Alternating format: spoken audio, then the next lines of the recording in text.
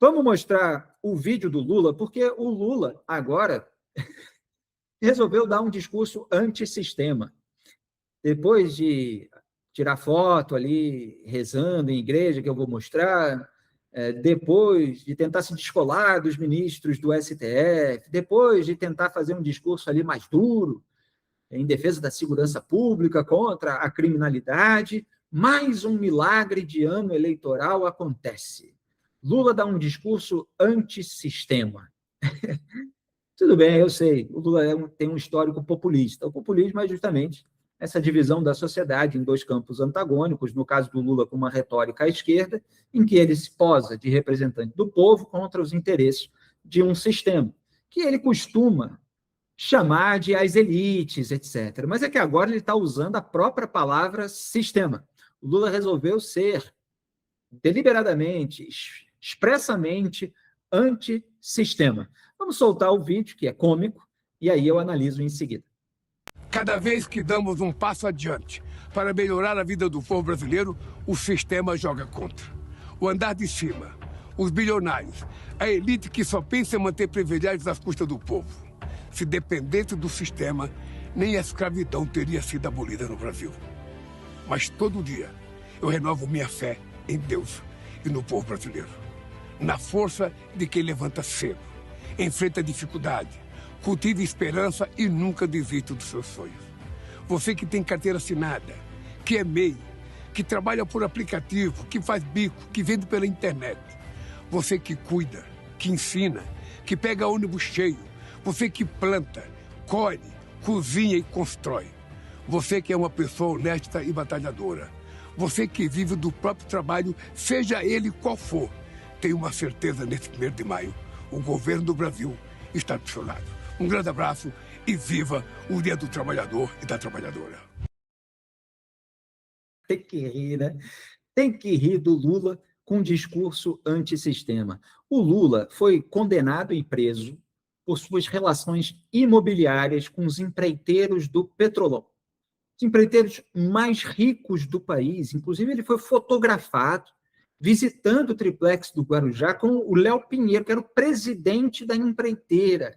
Quem aqui de vocês vai visitar um imóvel quando está interessado e é atendido pelo presidente da empreiteira, compadre do Lula, naquela ocasião, querendo agradar, querendo deixar feliz o Daniel Vorcaro, que recentemente apareceu aí a mensagem dele para uma corretora dizendo que preciso dele feliz, se referindo ao então presidente do BRB, o Paulo Henrique Costa, que acabou sendo preso e está acusado aí de negociar imóveis de luxo em troca de facilitar a vida do Vorcaro lá no BRB, com aqui processo de aquisição do Banco Master. Mas não estou entrando no mérito criminal, estou entrando no mérito da intenção de deixar feliz. Essa é igual, né? O Léo Pinheiro queria deixar o Lula feliz, queria agradar o presidente, inclusive fez depoimentos ao longo do processo, apontando as negociações, etc., os seus interesses. Esse Lula, que se livrou da cadeia graças a manobras do sistema, que eu acompanhei elemento por elemento, dia após dia, principalmente no caso mais imediato, que foi o da reversão da jurisprudência que autorizou a prisão após condenação em segunda instância. Foi derrubada a prisão em segunda instância quando o Lula estava preso e por que ele estava preso. Porque vagabundo era preso no Brasil aí, depois de condenação em segunda instância, a partir da decisão de 2016 do STF, ninguém dava a menor bola, mas o Lula foi preso em abril de 2018, então, peraí, agora, principalmente com a Lava Jato atingindo outras searas, atingiu o PSDB, atingiu o MDB, atingiu uma ala do Poder Judiciário, Gilmar Mendes mudou de posição, agora não pode mais. Gilmar, que votou a favor da prisão em segunda instância em 2016, votou contra em 2019. Então, o Lula, ele tinha relações com o sistema que foram consideradas criminosas em várias instâncias, tanto no caso do triplex, em 3, quanto no caso do sítio de Atibaia, em 2, antes dessas manobras do próprio sistema varrerem tudo para debaixo do tapete, ele associado umbilicalmente às elites, quer posar aí de antissistema numa semana de derrotas, em que a indicação do Jorge Messias foi derrubada, em que o veto dele ao PL da dosimetria foi derrubado. Então, ele diz lá, os obstáculos que temos pela frente são enormes. Cada vez que damos um passo para melhorar a vida do povo brasileiro, o sistema joga contra. Então, o que é isso? Isso é o protótipo do populista ingrato. É o populista ingrato. Essa é a descrição desse vídeo do Lula e da postagem que ele fez também por escrito na rede social ao publicá-lo. É o sujeito que divide a sociedade em dois campos antagônicos, que é uma estratégia discursiva, que posa de representante do povo contra as elites aos quais ele é aliado e que o beneficiar, as elites tanto econômicas quanto as elites judiciais, que tiveram envolvimento com ele, para dizer o mínimo, nem entrando na esfera criminal, das quais ele é próximo, como se vê a cada dia. É a estratégia agora do Lula de posar para esses segmentos da sociedade de que ele está contra tudo isso que está aí, embora tenha feito parte e tenha montado, ajudado a montar uma casta que se blinda e da qual ele faz parte. Né? O Lula é um representante do sistema, ele é um representante do sistema na ala de poder executivo, é uma ala que eventualmente tem os seus tentáculos em outras alas. Você tem os representantes do sistema no judiciário, você tem no legislativo, você tem na elite econômica, você tem na imprensa e na academia, mas ele é um desses integrantes, que se associa com os outros, eventualmente troca favores na República do Escambo, eventualmente tem pressões daqui e dali para que tudo tenha uma acomodação geral de interesses. E vamos ver aqui o que eu considero o retrato do ano eleitoral. Peguei duas fotos, montei em uma, pode jogar na tela, produção? Ano de eleição é uma maravilha, né? Vai todo mundo ajoelhar na igreja. Olha só, Flávio Bolsonaro e Lula.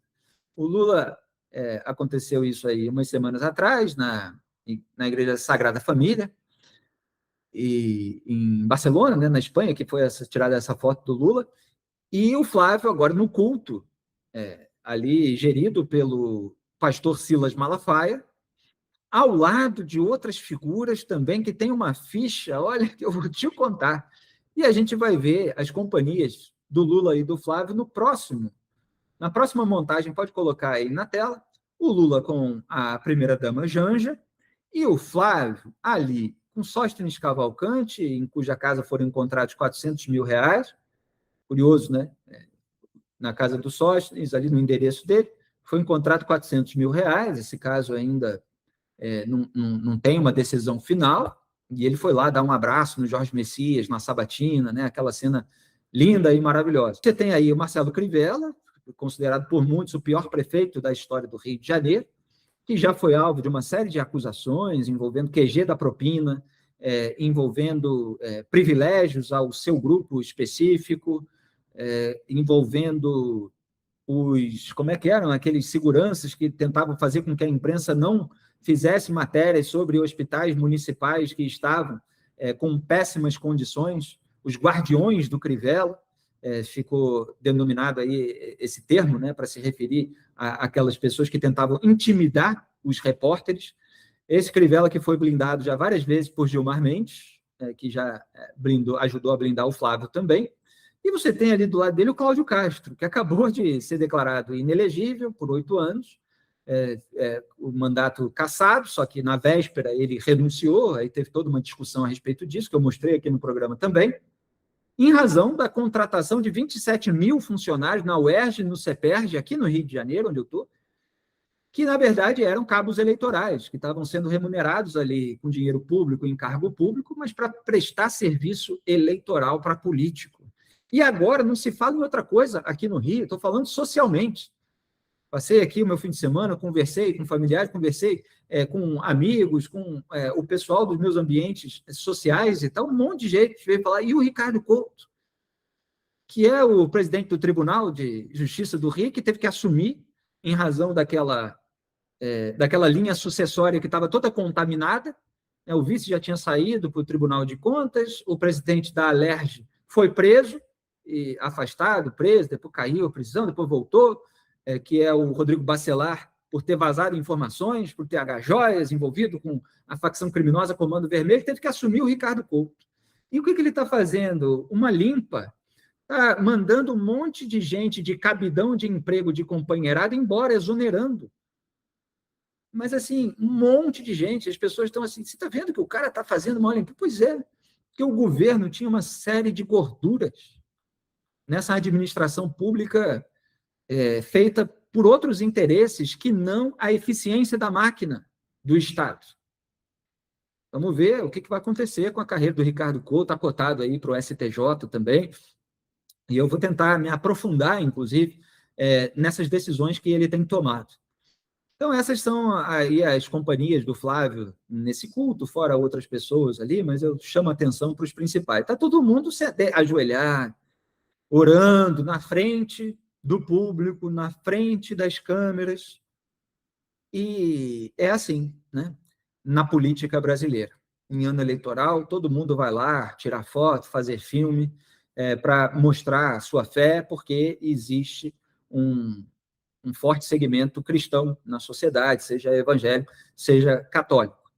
O vídeo que você acabou de assistir é um corte do programa Análise dos Fatos, transmitido ao vivo às segundas e sextas às 12 horas e terças, quartas e quintas às 18.